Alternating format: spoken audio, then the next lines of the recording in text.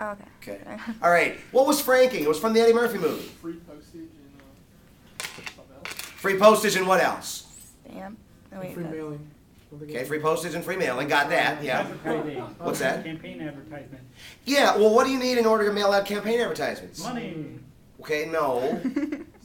You need paper, Oh, you need printing, you need the postage. Franking basically says that if you're an elected official, that in fact you are going to get free postage, free paper, free printing to mail things back to people in your district. This is a big advantage. Now you can't send this out like right up at the last minute of the election. But during the course of your term, you can do this. If somebody is challenging you running for House of Representatives, they do not have franking. And since they don't have franking, guess what? They don't send out very many messages, very many mailings, because they can get actually very, very expensive. This ties into some of the advantages that incumbents have over challengers. What were some of the advantages? Because if you remember, typically, how often, what is the percentage chance that an incumbent is actually going to defeat a challenger? 97%. What's that? I heard all the time. I heard 97. You're on that 97 number today. That's on film now twice. If you think back to the chart that I had shown you, typically it's over 90%. And in a few of those years, it was like 98%. So this is like the proverbial ice cube's chance in hell. When you think about it, what were some of the reasons why incumbents always beat the challengers? Name recognition. What is name recognition? They know your name. And They know your name. What do you mean? How do they know your name? If you're a congressman that's been in office for 10 years and you're running against Ramona and nobody knows Ramona's name, why is it that you're going to have so much better name recognition than she? because I've been in Congress for a while. Mm-hmm. Experience. And? Go ahead, Patrick. You're the guy that's already there. You're the guy that's already there. Well, when you think about it, I mean, when they come back and they send out mailings, which we've already talked about, or when they bring those big oversized checks back into the community, or when they have campaign advertisements, or they just do public events, your name recognition gets out there more. And if you remember, what was the scene that dealt most specifically with name recognition in that Eddie Murphy movie? When he copied another man's name and put it all over everything and it advertised it just like he was that. You're right. I mean, the guy had been the congressperson there for years. The guy died. He went from being Thomas Jefferson Johnson to Jeff Johnson, the name of the dead congressperson, and people just thought that he was the same guy. They voted him into office. One of those scenes, the husband and the wife, if you remember, were in the school getting ready to go vote, and the husband said, "Who do we usually vote for?" And she's like, "Johnson." And then they voted for Johnson because that was the name that popped into their head. Go ahead. Didn't that actually happen in real life? A guy. Dead people do get elected from time to time. No, like a gentleman, I think in South Carolina, ran and had a different person's face. Like it was a majority black district, and he was a white conservative, and he won because they all thought he was a black guy. Let me put it this way. I will not test you on that, but somehow it doesn't surprise me. Somebody was telling me that a guy in Texas ran, and he only used black voices in his advertisements. So people thought when they heard his advertisements that he was black, and then he won. But I'm not going to test you on that, so don't worry about that part. What other things? Name recognition and franking. Job. What about job? Nobody's likely to leave their full-time job. Why are they not likely to leave their full-time job? Because running is a full-time job itself, so. Okay. Well, how does that become an advantage for the incumbent? Because you're right, but how does it become an advantage? Because they're more into doing what they have to do. They're more into doing what they have to do. Okay, if you are running against Denise, and Denise is the incumbent, and you have to quit your job, what does that cost you? Money, it does. So right there, you're going to lose money. Denise is running as the incumbent. Is she going to lose money? Why? Because she's always had money. Because what? She has money. She doesn't spend anything. Well, does she have to quit her job to run? No, that's. Why? Because it is her job. It is her job. She's got a salary in the house that's going to be almost $200,000 a year. In order to challenge her, when you talk about this in terms of jobs or money, you're going to have to quit your job, which means you don't have money coming in. Her job is to run. She is going to continue to get paid. What do you mean when you say they don't have to pay for anything? We've already got franking out of the way, but what else do they not have to pay for that Marie Ju would? I was actually talking about Frankie. She doesn't have to pay for. Okay, that's true, but what else? Go ahead. Staff. You get a staff allowance, if you remember from the Eddie Murphy movie. That's almost, golly, $1 million a year in today's dollars. You, Marie Two, would have to quit your job so you're not making money. Then you're going to have to start paying other people, and that's going to cost you money.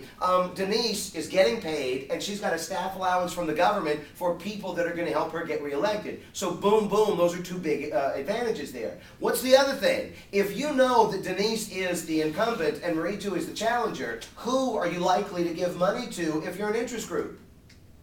The incumbent. You're going to give it to the incumbent because the incumbent has got the better chance of winning. Money and name recognition are probably the two biggest factors. Money that you're getting paid, money that your staff is getting paid, money that you're going to be able to get raised are huge advantages over the challenger. So you got money in there, you got staff in there, you got franking in there. Somebody mentioned experience before. What's the benefit of experience? You can run on your record.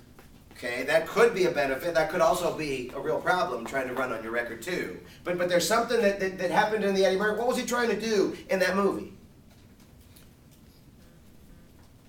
The scenes that I showed you, what was his number one goal once he got to Congress? Get into an interest group. He wanted to, what's that? Make money. Okay, he was trying to get on a committee.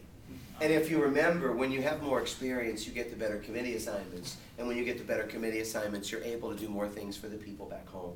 So keep those things in mind. Yes? What's that? Reappointment?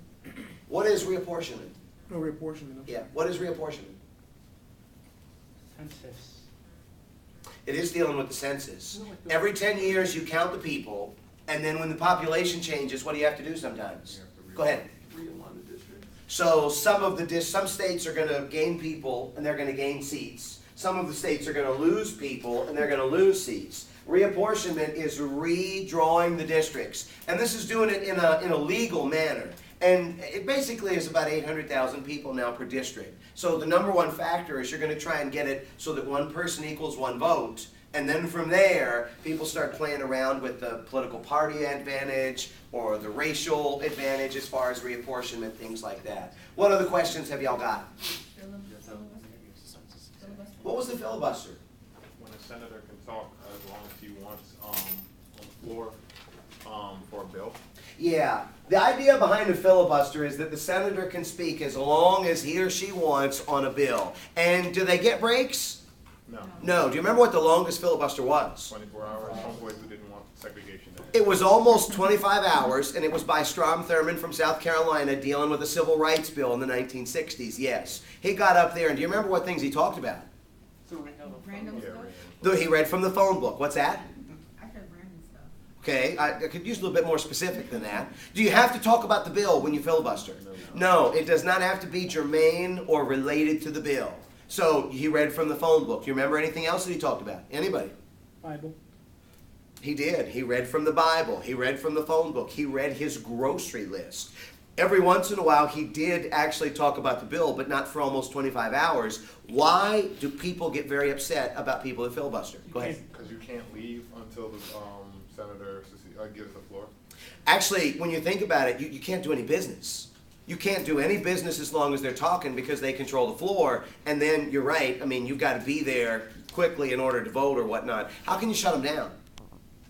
You really Turn can't. off the lights. What is closure? When there's a 60% vote to. If you can get a 60 vote margin in the Senate, meaning 60 to 40 or 60 to 39, but as long as you get to 60, you with a cloture vote can shut down the filibuster. The problem with this is that typically you need Republicans and Democrats to get together to get to 60, and when you think about it, the Republicans aren't going to turn their boy in, the Democrats aren't going to shut their boy down either. Yes? So what's the point of talking about random stuff if you want to get a bill to? The idea is that if you get up there and you keep talking and you hold up the business of the Senate, sooner or later they're just going to want to shut you up. And when they decide that they want to shut you up, they're going to start to compromise. So they're going to give you some of the things that you want. And the fact that you're not talking about things, they're going to be like, they're wasting our time. How can you do this? Come on, let's get moving. You know, that's really what the benefit of it is.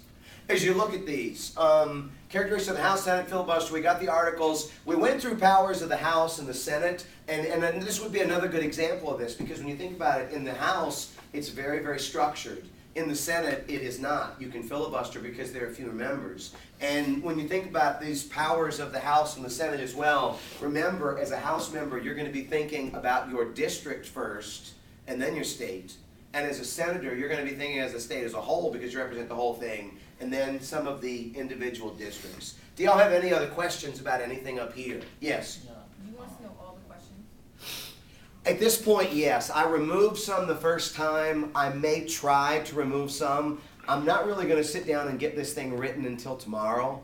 So I don't know if I'm going to be able, bless you, to give you enough time to really remove things. But remember with the questions, I mean, probably the first 12 or so questions of the exam are going to come from the chapter questions. And they're usually really short answers, and they're usually very, very specific. So that should narrow it down a little bit more for you. Any other questions? Yes, Antonio. The difference between a delegate and a trustee. What's the difference between a delegate and a trustee? Do y'all remember that? I don't think we talked about it. That's one of the chapter questions. It really goes to the difference as far as how you make decisions. The delegate is somebody that when they get into office is going to do what the people tell them to do. The trustee is going to be the person that, when you think about it, they're basically saying the people put me into office to make decisions on my own, so I can make my own decisions because they've shown that they trust me, but I don't have to do everything that they tell me all the time. That's the difference between those two. Now, looking at the articles, and just, looking at Congress chapter here with the articles, we had the spanking article. That's pretty straightforward. If you remember, what was the age of kids where you could finally start to spank them? 4. Yeah, at 4. So you could not spank a child under 4. Do you remember what the penalty was if you got caught spanking a child under 4? Up to a year in jail. Up to a year in jail. And what kind of a crime was it considered? Misdemeanor with punishable up to a year in jail. They actually never passed this, so we didn't have to worry about it. But this was an example of the state basically saying that they could raise your child a little bit better than you. A number of you thought that you would be very comfortable being able to spank your kids because when you think about it, you maybe were spanked yourself and turned out okay. Others thought that maybe there's some emotional or some psychological issues that wouldn't be good. X Factor. Do y'all remember the X Factor article?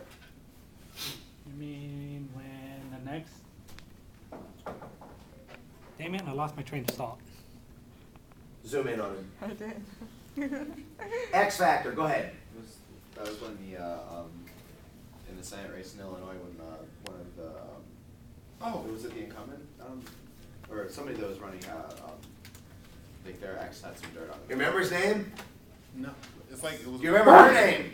Bless you. Hey, No, was she? Jerry Ryan? Jerry Ryan was the wife, Jack Ryan was the candidate, and he was getting ready to win the Republican, as a Republican in Illinois, the United States Senate seat.